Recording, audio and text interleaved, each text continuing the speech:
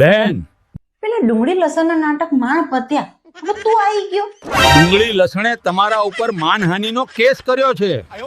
તમારે મારી સાથે કોર્ટ આવવું પડશે. તમે બધા ભેગા થઈને શું નોટંકી ચાલુ કરી છે હવે? હત્ત તારી જાતની. પોલીસ વાળા અમે લવરી કરે છે. બધા શાકભાજી હડતાલે ઉતરશે ને તો ભૂખે મરીશ. અરે યાર, ઘરના કામ પૂરા થતા નહીં, તાજો કોર્ટમાં આવું. ઊભી થઈને હાલતી થઈ જા. અચ્છા.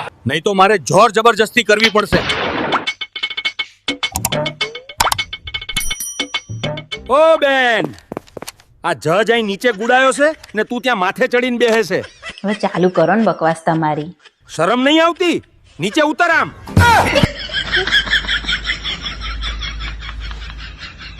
હવે બરાબર.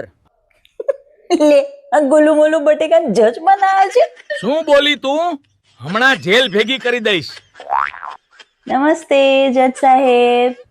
આ ડુંગળી લસણે તારા પર માનહાનિનો કેસ કર્યો છે. તે એમને તમારા ઘરથી હળધૂત કરીને કાઢી મૂક્યા છે. હા, તો મારા ઘરમાં લસણ ડુંગળી ખાવા અલાઉડ નથી તો કાઢી મૂક્યા. પણ કેમ?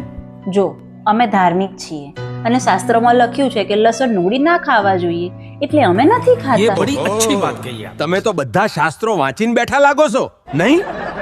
અરે, અમારા વડીલો કે ને એટલે અમે માની લઈએ. એમાં આટલી બધી આર્ગ્યુમેન્ટ્સ ના કરવાની હોય.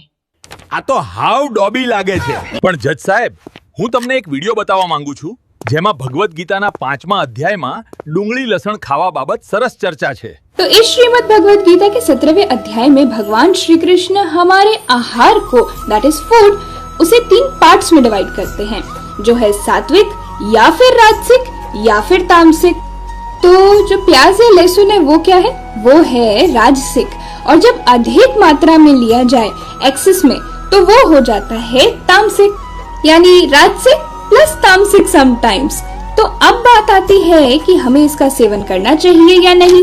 तो अगर ये प्याज और लहसुन जो कि राजसिक आहार है और राजसिक आहार हमारे मन में लेजीनेस, रेस्टलेसनेस, एंगर, लस्ट इन चीजों को बढ़ाता है, और अगर आपको लग रहा है कि प्याज और लहसुन खाने से मेरी जो आध्यात्मिक जो यात्रा है उसमें रुकावट बन रहा है, तो आपको इसका सेवन नहीं करना चाहिए. लेकिन हम ये भी जानते हैं कि प्याज और लहसुन के अधिक फायदे भी हैं, जो आयुर्वेद में भी बताए गए हैं. इसकी मेडिकल प्रॉपर्टीज भी अच्छी होती हैं, जो हमारी हार्ट हेल्थ के लिए, हमारे इम्यून सिस्टम के लिए, हमारे मेटाबॉलिज्म के लिए अच्छी होती हैं. तो अगर आप इसका एक्सेस में कंज्यूम नहीं कर रहे हैं, अधिक मात्रा में कंज्यूम नहीं कर रहे हैं, और अगर आपको लगता है कि ये मेरी आध्यात्मिक जो यात्रा है उसमें कोई बाधा नहीं बन रहा है, तो आप इसका सेवन कर सकते हैं. और मैं क्लियर कर दूं, प्याज या लहसुन खाना कोई पाप नहीं है, ये आपके डिसीजन पे डिपेंड करता है. જો બેન, તું બહુ સાત્વિક હોય અને કંઈ પણ તામસિક વસ્તુઓ ના ખાતી હોય તો બરાબર છે. પણ તું તો હિંગ, આદુ, લીલા મરચા, ચા, કોફી, રીંગણા અને બીજું તો ઘણું તામસિક ઠોકી જાય. તો પછી ડુંગળી લસણનો શું વાંક? સાચી વાત છે. ડુંગળી લસણ શું કહેવા માંગે છે એ પણ સાંભળી લઈએ. અરે, આયુર્વેદની ચોપડી વાંચ ને ચાપલી. એમાં પણ લખ્યું છે કે અમે બંને તો દવા બરાબર છીએ. કોથળા ભરી ભરીને નહીં, પણ થોડા થોડા તો ખા, તો આ વારે ઘડીએ બીમાર પડે છે એય બંધ થાય. તમારું મોઢું સંભાળો બે, નહીં તો તમારા પર આખી જિંદગીનો પ્રતિબંધ લગાડી દઈશ. આ નવાઈનું બટાકું બહુ હોશિયારી મારે છે. જજ બન્યું છે તે. શું બોલ્યા? એ બટાકા, સોરી હા, ભૂલ થઈ ગઈ. જજ સાહેબ, મારે કે કહેવું છે. હા, બોલો. આપણા ભારત દેશમાં શું ખાવું, શું પહેરવું, કયો ધર્મ પાળવો, બધાની આઝાદી છે. અને હું ધર્મમાં આગળ વધી શકું એના માટે થઈને હું લસણ ડુંગળી નથી ખાતી ને ઘરમાં નથી લાવતી.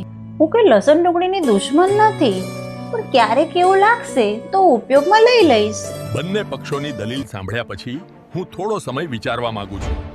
1 અઠવાડિયા પછીની મુદતે હું આનો ચુકાદો આપીશ. આ ચાપલી હોશિયારી કરી ગઈ અને આ બટાકોય કઈ કામનો નહીં.